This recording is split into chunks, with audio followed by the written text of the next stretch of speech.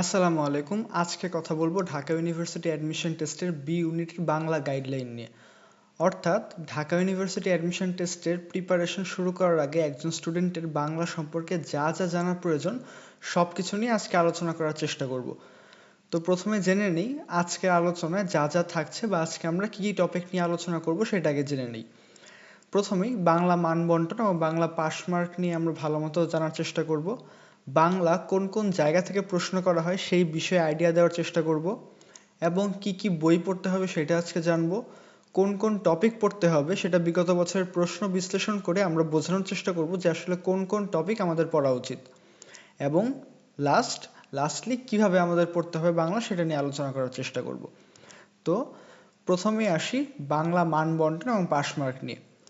বাংলায় 15টি এমসিকিউ আসবে, প্রত্যেকটি প্রশ্নের মান হচ্ছে 1 এবং প্রতিটি ভুল উত্তরের জন্য 0.25 করে নাম্বার কাটা যাবে। তো থাকবে 20 নম্বর, এমসিকিউতে পাস মার্ক হচ্ছে 5 এবং রিটেনে পাস মার্ক হচ্ছে 5।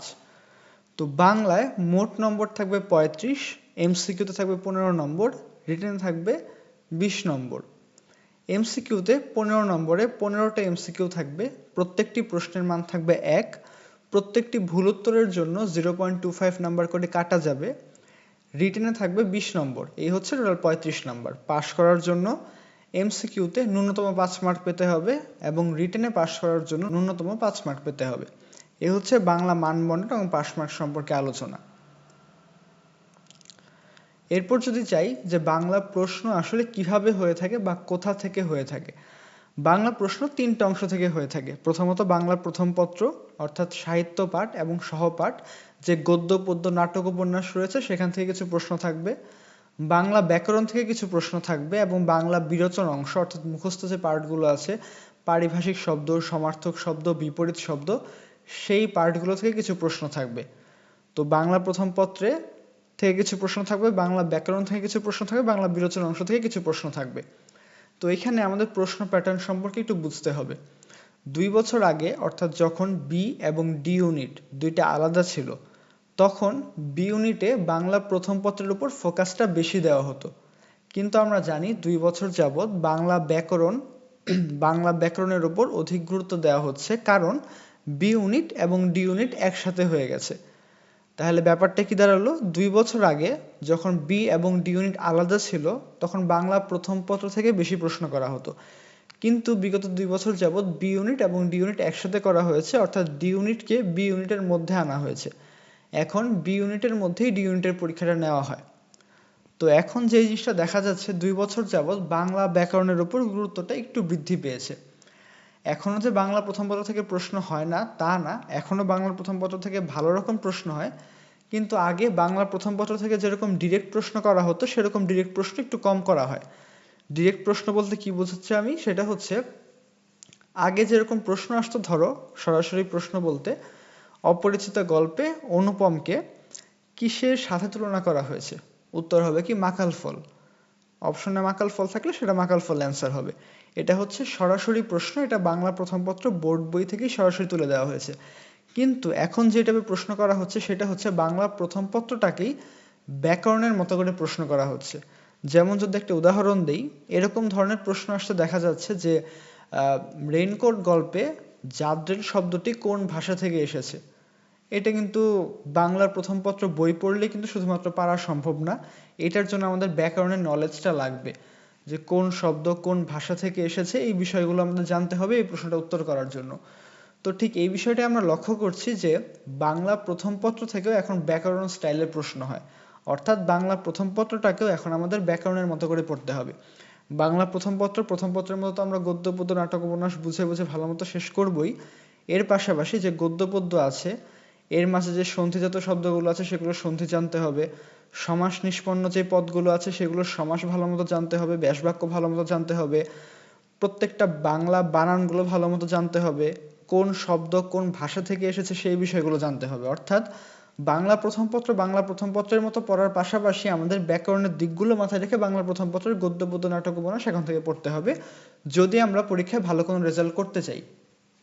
তো আমরা প্যাটার্নের বিষয়টা যদি আবার বোঝার চেষ্টা করি, এখন আমাদের বাংলা প্রথম পত্র, বাংলা ব্যাকরণ, বাংলা বিরোচন, এই 3টা পার্টই সমান গুরুত্ব দিয়ে পড়তে হবে। আগে যেটা দেখা যেত বাংলা প্রথম পত্র ভালো মতো পড়লেই এমসিকিউ 15-র মধ্যে প্রায় 9 থেকে 10টা প্রশ্ন হুবহু বাংলা প্রথম পত্র থেকে ডিরেক্ট চলে আসতো, কিন্তু এখন সেরকম ডিরেক্ট প্রশ্ন আসলে দেখা যাচ্ছে না। এখন বাংলার প্রথম পত্র থেকেও একটু ঘুরিয়ে পেঁচিয়ে বাংলা ব্যাকরণ টাইপের প্রশ্ন করা হচ্ছে। তাই আমাদের বাংলা ব্যাকরণের উপর ফোকাসটা একটু বাড়াতে হবে এবং বাংলা প্রথম পত্রটাকেও ব্যাকরণের মতো করে পড়ার চেষ্টা করতে হবে। তো এখন আসি লিখিত পার্টের দিকে। লিখিত পার্টে কেমন প্রশ্ন হয়? লিখিত পার্টে আমরা এইচএসসি লাইফে যেরকম জ্ঞানমূলক এবং অনুধাবনমূলক প্রশ্ন পড়েছি, যে একটা উদ্দীপক দেওয়া থাকে সেখান থেকে জ্ঞানমূলক অনুধাবনমূলক প্রশ্ন, উচ্চতর দক্ষতা সম্পন্ন প্রশ্ন হয়ে থাকে, ঠিক সেরকমই ঢাকা ইউনিভার্সিটি অ্যাডমিশন টেস্টে বি ইউনিটের লিখিত পরীক্ষায় সেরকমই একটা উদ্দীপক দেওয়া থাকে এবং জ্ঞানমূলক এবং অনুধাবনমূলক প্রশ্ন সেখান থেকে লিখতে বলা হয়। এছাড়া আর কি টাইপের প্রশ্ন আসে? ভাব সম্প্রসারণ আসতে দেখা যাচ্ছে, ভাব সম্প্রসারণও রিটেন পরীক্ষায় এসে থাকে। এরপর সারাংশ সারমর্ম এসে থাকে। বাক্য শুদ্ধি, অর্থাৎ একটা ভুল বাক্য দেওয়া থাকবে সেটাকে শুদ্ধভাবে লিখতে হবে, এটাও রিটেন পরীক্ষায় আসে।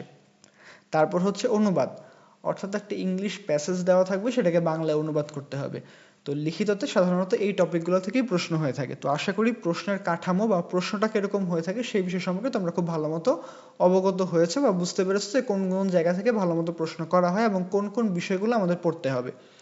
এখন বাংলা প্রথম পত্রের জন্য সাহিত্য পাঠ এবং সহপাঠ বইটা পড়লে এনাফ। এখন আমরা কথা বলবো যে আসলে বাংলার জন্য কোন কোন বইগুলো আমাদের ফলো করতে হবে, কি কি বই পড়তে হবে সেটা নিয়ে এখন একটু আলোচনা করি। বাংলা প্রথম পত্রে সাহিত্য পাঠ, সহপাঠ এই দুইটা বইতে ভালো মতো পড়তেই হবে। গদ্য পদ্য নাটক উপন্যাস এই দুই বই থেকে খুব ভালো মতো শেষ করে ফেলতে হবে। বাংলা দ্বিতীয় পত্রের ক্ষেত্রে নবম দশম শ্রেণীর নতুন ব্যাকরণ এবং পুরাতন ব্যাকরণ দুইটা বই খুব ভালো মতো শেষ করতে হবে। মেইন ফোকাস রাখতে হবে নবম দশম শ্রেণীর পুরাতন ব্যাকরণ বইটার ওপর, এবং এই বইটা শেষ করার পর নতুন ব্যাকরণ বইটা ভালো মতো পড়তে হবে, যে এখান থেকে কোন কোন বিষয়গুলো চেঞ্জ হয়েছে সেই বিষয়গুলো আমাদের মাথায় রাখতে হবে। তো বাংলা প্রথম পত্রে সাহিত্য পাঠ এবং সহপাঠ বইটা ভালো মতো পড়তে হবে। বাংলা দ্বিতীয় পত্রে নবম দশম শ্রেণীর পুরাতন এডিশন এবং নতুন এডিশন দুইটাই ভালো মতো পড়তে হবে। এখন এই 4টা বই ভালো মতো শেষ করার পর আমাদের নিজেকে যাচাই করতে হবে যে আমি আসলে কতটুকু পড়লাম বা কতটুকু জানলাম। তো এটা যাচাই করার পদ্ধতিটা কি? আমাদের প্রশ্ন প্র্যাকটিস করতে হবে। তো প্রশ্ন আমরা কোথা থেকে প্র্যাকটিস করব? সেটার জন্য বেস্ট বই হচ্ছে অভিযাত্রী বই। তো আমাদের বাংলার জন্য একটা গাইড বই কিনতে হবে, এই গাইড বইটা অভিযাত্রী হচ্ছে বেস্ট। তো আমি অনেকগুলো বই পড়েছি, অনেকগুলো বই ফলো করেছি, তার মধ্যে অভিযাত্রী বইটা আমার কাছে বেস্ট লেগেছে। তুমি বাংলা বিচিত্রাও কিনতে পারো, কিংবদন্তি কিনতে পারো, পারাবার কিনতে পারো, অনেক বই বাজারে প্রচলিত আছে, কিন্তু অভিযাত্রী বইয়ের প্রেজেন্টেশন সবচেয়ে ভালো এবং এইখানে প্রত্যেকটা পদ্য অর্থাৎ প্রত্যেকটা কবিতার লাইন বাই লাইন ভালো মতো ব্যাখ্যা বিশ্লেষণ করে বলা আছে। তো এই বইটা ভালো মতো পড়লে বাংলা ফার্স্ট পেপারের পদ্যগুলো খুব ভালো মতো বোঝা সম্ভব, এবং এখানে বাংলা ব্যাকরণের অংশগুলো খুব ভালো মতো বুঝিয়ে বুঝিয়ে বলা আছে। এই বইটা ভালো মতো ফলো করলে আসলে কোনো টিচার বা কোনো শিক্ষকের কাছে পড়ার কোনো প্রয়োজন নেই। এই বইটা খুব ভালো মতো ব্যাখ্যা বিশ্লেষণ করে প্রত্যেকটা টপিক বোঝানো হয়েছে। তো আমরা বাংলা প্রথম পত্রের জন্য সাহিত্য পাঠ সহপাঠ বইটা দেখলাম, দ্বিতীয় পত্রের জন্য 9-10-এর নতুন ব্যাকরণ পুরাতন ব্যাকরণটা দেখলাম, এবং এগুলো প্র্যাকটিস করার জন্য অভিযাত্রী বইটা আমরা কিনলাম। এখন বাকি থাকে বাংলা বিরোচনা অংশ। বাংলা বিরোচনার জন্য অভিযাত্রীরই এটিএম বা একটানা মুখস্থ এই নামে একটা বই আছে। এই বইটাও বাংলা মুখস্থ পাঠের জন্য বেস্ট। এই বই থেকে ভালো মতো পড়লে মুখস্থ পাঠ 100% কমন পড়তে বাধ্য, অর্থাৎ এই বইটাই ভালো মতো শেষ করতে পারলে মুখস্থ পাঠ 100% কমন পড়বে বলে আশা করছি। তো এমসিকিউর জন্য এই 6টা বই পড়লেই মোটামুটি 100% প্রিপারেশন কমপ্লিট করে ফেলা সম্ভব। এরপর আসি রিটেন অংশে। রিটেনের জন্য আমাদের যেটা করতে হবে, কোনো একটা স্পেসিফিক বই A to Z শেষ করার মতো কিছু নাই। এইখানে আমাদের আসলে লেখার দক্ষতা বাড়াতে হবে। লেখার দক্ষতা বাড়ানোর জন্য আমাদের ভালো একটা বই একটু পড়তে হবে, রিভাইজ দিতে হবে, রিডিং পড়তে হবে, ওই বইটাতে কিভাবে লিখেছে সেই বিষয়গুলো জানতে হবে। তো সেটার জন্য সবচেয়ে বেস্ট বই হচ্ছে ভাষা শিক্ষা এই বইটা। এই বইটা দেখে ভয় পাওয়ার কিছু নেই, এই বইটা অনেক মোটা একটা বই, কিন্তু এই বই সবকিছু পড়তে হবে না, অর্থাৎ ম্যাক্সিমাম জিনিসই পড়তে হবে না। এই বইয়ে শুধুমাত্র আমরা ভাব সম্প্রসারণ যেগুলো আছে সেগুলো একবার জাস্ট রিডিং দিব, সারাংশ সারমর্ম যেগুলো আছে রিডিং দিব, অনুবাদ যেগুলো আছে রিডিং দিব, রচনা যেগুলো আছে সেগুলো ভালো মতো শেষ করব। এতে আমাদের ভাষার দক্ষতা বাড়বে, কারণ এই বইয়ে খুব সুন্দর মতো নির্ভুলভাবে খুব সুন্দর সুন্দর শব্দ চয়নের মাধ্যমে সুন্দরভাবে এই বইয়ে লেখা হয়েছে। তো এগুলো পড়লে আমরা অনেক সুন্দর সুন্দর বাক্য গঠন করা শিখব, ভালো মতো শব্দের ইউজ করা শিখব, এর ফলে আমাদের লিখিত দক্ষতা অনেক বৃদ্ধি পাবে।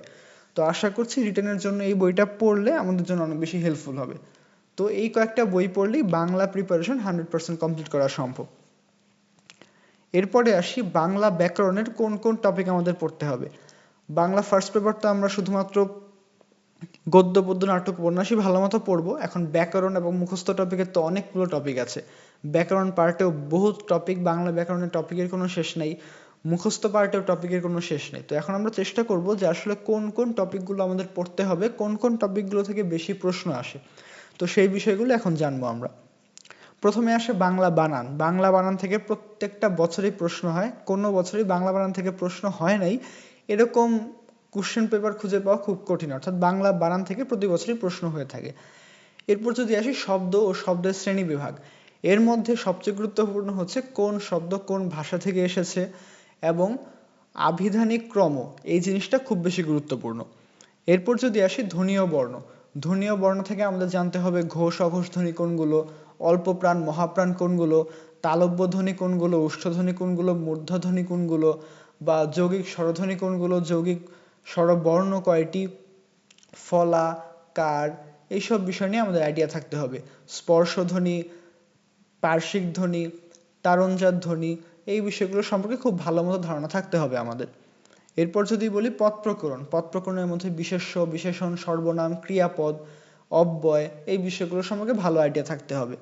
তারপর ধ্বনি পরিবর্তন, দ্বিরুক্তি শব্দ, সন্ধি, উপসর্গ, বাংলা উচ্চারণ, সমাস, কারক ও বিভক্তি, বাক্য প্রকরণ, বাক্যের অপপ্রয়োগ ও শুদ্ধ প্রয়োগ, প্রকৃতি ও প্রত্যয়, বচন, যতি ও বিরাম চিহ্ন, পুরুষ ও স্ত্রীবাচক শব্দ, পদাশ্রিত নির্দেশক, সংখ্যাবাচক শব্দ, উক্তি।